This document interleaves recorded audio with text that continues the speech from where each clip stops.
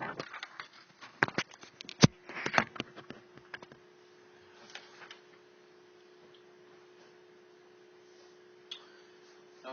so today we're going to be talking about a topic that's really, honestly, not very much fun. Um, I'm sure each of us at some point in our career, whether that was as a student, as a teacher's assistant, as a professor, as a faculty chair, have at some point had to deal with a dishonest or a difficult student. And it's not so much that we think that this is never going to happen.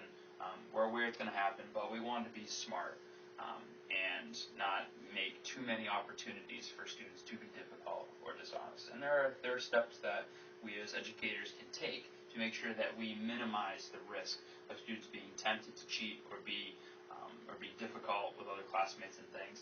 There are things we can do to reduce that, and then there are ways that we can make it so that the effects of it are not as great as they might otherwise be.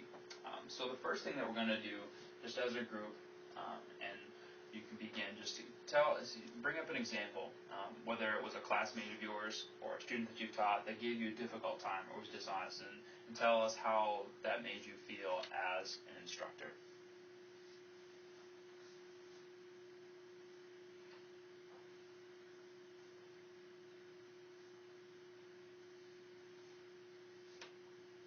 Okay. Now, what we're going to do now is we're going to go a little bit more into dishonesty as a topic. There is a lot of, sadly, it really didn't take me very long to find the videos that I'm going to show you. I'm going to show you two different videos. The first one's going to be on students that recently graduated talking about the prevalency of cheating that they noticed with their classmates, and a lot of it was particularly in online courses and things like that. And so, in some sense, we might be tempted to think, well, that couldn't happen here. This is a Christian college, our students would never cheat. Well, for those of us that have taught at this college even for a long time, we know that students being dishonest isn't just a state university phenomena or a non-Christian institution. It's something that Christian colleges deal with all the time.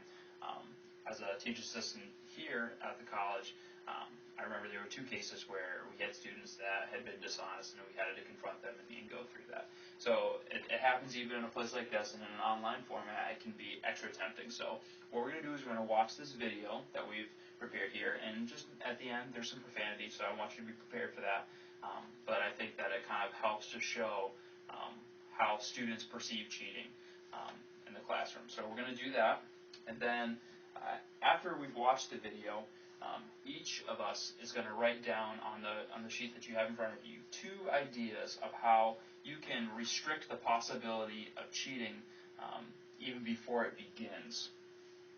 And then we'll watch another video that will give some suggestions on how we can minimize the likelihood of students being dishonest in our online classes.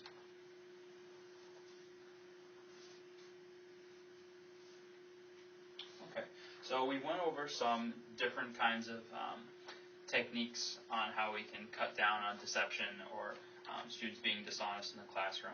And what we're going to do now is we're going to talk about working with difficult students, because difficult students comes in a variety of different stripes, types, shapes, and sizes. And one thing that they share in common, though, is that they can very quickly make what would otherwise be a healthy learning environment detrimental to learning. So that might be a person that's a bully online, and so they're always going to put out their thoughts first, and they're going to cut you down if you disagree with them or something. And we need to make sure that in our online learning, particularly in our discussion boards and things, that it's a safe place for people to bring up new ideas, to discuss new thoughts without the fear of being annihilated by angry person A, B, or C. And there's other ones as well. If you'll notice on your in case of emergency sheet, there are 4 different types of difficult students. And what I want for each person in your group is to choose a different type of difficult student to respond to, and make sure that in your response that you're going to write to that person, that there are 3 things that you're going to write down what you're going to do. The first is going to be what means of communication would be. So it would be phone call, email,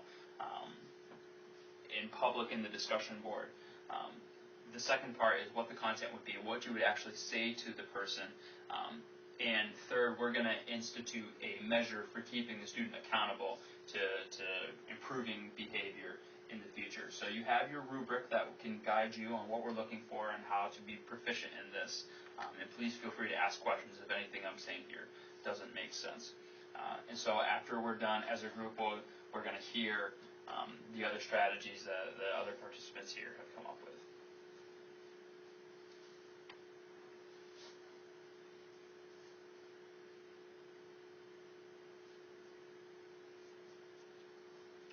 Okay, so how that did okay?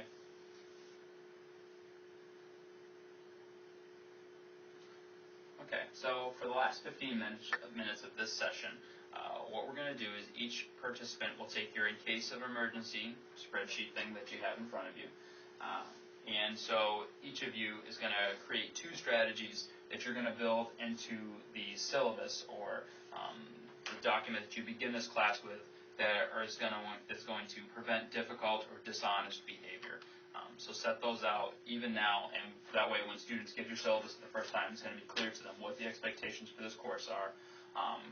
So in the case of dishonesty, maybe that's a strategy about what the consequences for dishonesty is and how you will proceed if you see that. Maybe another example will be making sure that students understand, even in the syllabus, that it's not okay to cut the legs out from under another learner, or that we need to be respectful. Whatever that looks like, write down 2 things on your sheet and use the rubric that you have attached there to guide on how you create those strategies.